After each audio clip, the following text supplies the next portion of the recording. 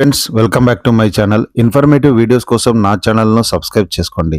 ప్రముఖ శైవ క్షేత్రం భక్తులు కోరిన కోరికలు తీర్చే కొంగు బంగారంగా విరాజిల్లుతున్న కొమరవెల్లి మల్లికార్జున స్వామి ఆలయంలో బ్రహ్మోత్సవాలు కొనసాగుతున్నాయి. జాతర బ్రహ్మోత్సవాల్లో భాగంగా 4వ ఆదివారం ఆలయానికి భక్తులు అధిక సంఖ్యలో తరలివచ్చారు.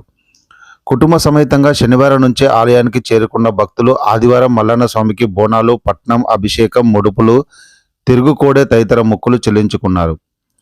ధర్మదర్శనం, విశిష్ట దర్శనం, వివిఐపి దర్శనం ఇలా 3 లైన్ల క్యూ లైన్ ద్వారా వెళ్లి సుమారు 60,000 మంది భక్తులు స్వామివారిని దర్శించుకున్నట్లు ఆలయ వర్గాలు వెల్లడించాయి. దర్శనానికి సుమారు 3 గంటల సమయం పట్టింది. అనంతరం కొండపైనున్న రేణుకా ఎల్లమ్మను దర్శించుకొని బోనాలు సమర్పించారు. ఆలయ ఈవో టి వెంకటేష్, ఉత్సవ కమిటీ చైర్మన్ గంగం నరసింహారెడ్డి, ఏఈఓలు రావుల సుదర్శన్, బద్ది శ్రీనివాస్, ప్రధాన అర్చకులు మహాదేవుని మల్లికార్జున్, అర్చకులు ధర్మకర్తలు సార్ల లింగం, బొచ్చు ఎల్లయ్య, ప్రవీణ్ యాదవ్, ఆలయ సిబ్బంది, ఒగ్గు పూజారులు భక్తులకు సేవలందించారు.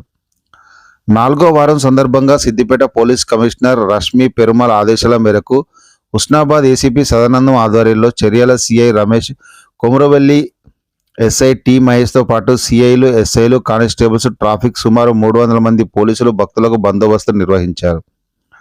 దేవాలయం ఆవరణ చుట్టుపక్కల ప్రదేశాల్లో 90 సీసీ కెమెరాలతో పటిష్టమైన నిఘాను ఏర్పాటు చేశారు.